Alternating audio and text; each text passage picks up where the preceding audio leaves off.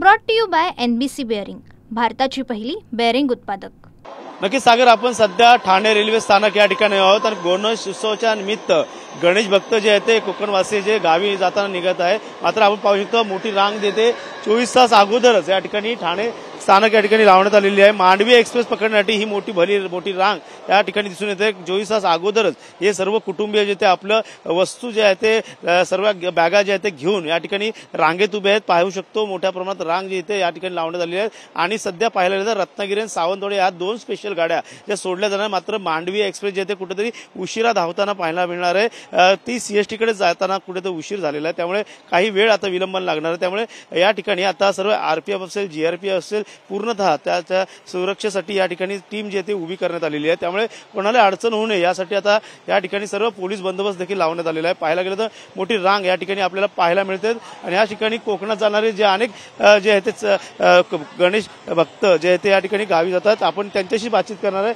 किती वेळ झालेला आहे रांगेत आहात आणि या ठिकाणी पूर्ण मोठी रांग जी आहे लागण्यात आलेली आहे। मांडवी एक्सप्रेस देखील उशिराने धावताना आपल्याला पाहायला मिळतात। कधी 24 तास अगोदर तुम्हाला येऊन इथं रांगेत उभं राहायला लागतं? हो, लाईन उभं लागतं। तरी रात्री पासून लाईन उभे आम्ही इथे, तरी नाही आता 8 वाजलेत, अजूनपर्यंत गाडी अजून आली नाही। अजून त्याचीच वाट पाहतोय आम्ही आता। स्पेशल गाड्या सोडलेल्या आहेत, मात्र कुठेतरी दिलासा मिळत नाही। तरी स्पेशल गाडीचं काय रे, रत्नागिरी आणि सावंतवाडी दोन स्पेशल गाड्या सोडल्यात, मात्र अजून देखील दिलासा मिळत नाही। कोकणवासियांना नेहमीच हाल सोसावे लागतात। हाल तर कायमचेच आहेत, ते नवीन नाही आहे, पहिल्यापासून आहे।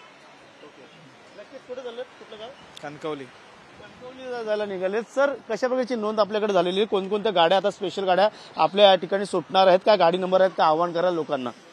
स्पेशल ट्रेन कोकण यात्री करता सोडवण्यात आलेली आहे। तिचा नंबर आहे 01171। LTT वरून 8:20 निघणार, सावंतवाडीला 21 वाजता पोहोचणार, म्हणजे रात्रीच्या 9 वाजता। ती गाडी ठाणे, पनवेल, पेन, रोहा, चिपळूण, रत्नागिरी, कणकवली आणि कुडाळ अशा दरम्यान इथे स्टॉपेज आहे आणि 22 तारखेपासून आणि 31 तारखेपर्यंत ही डेली चालणार आहे। त्याच्यानंतर CST वरून एक गाडी सुटते 01153। CSTला 11:30 आणि रत्नागिरीला रात्रीच्या 8:10 पोहोचेल। ती गाडी दादर, ठाणे, पनवेल, पेन, रोहा आणि चिपळूण ही गाडी 22 तारखेपासून 31 तारखेपर्यंत डेली सुटणार आहे। लोकांचे हाल न होण्यासाठी कशा सुरक्षेचा उपाय या ठिकाणी करण्यात आला? पूर्णपणे रेल्वे प्रशासनाने टीम बनवलेली आहे।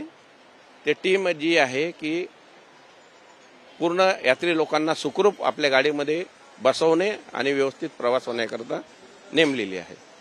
या ठिकाणी पाहायला गेलं तर मोठ्या प्रमाणात रांग लागलेली आहे, पण त्यांना कुठले गैरसोय नये यासाठी आता इथं GRPF असेल, या ठिकाणी RPF असेल, या ठिकाणी आता स्थानकावरती या ठिकाणी आपल्याला पाहणी करताना पाहायला मिळत आहे। त्यामुळे नक्कीच आता या ठिकाणी मोठ्या प्रमाणात रांग आपल्याला लागल्याचं चित्र या ठिकाणी पाहायला मिळतंय। त्यामुळे आता कोकणवासियांना कशा प्रकारचा दिलासा कोकणात जाताना मिळणार आहे हे देखील पाहणं गरजेचं राहणार आहे। कॅमेरा अथर्वसह गणेश तुरा, TV9 Marathi, Thane. Brought to you by NBC bearing, भारताची पहिली बेअरिंग उत्पादक।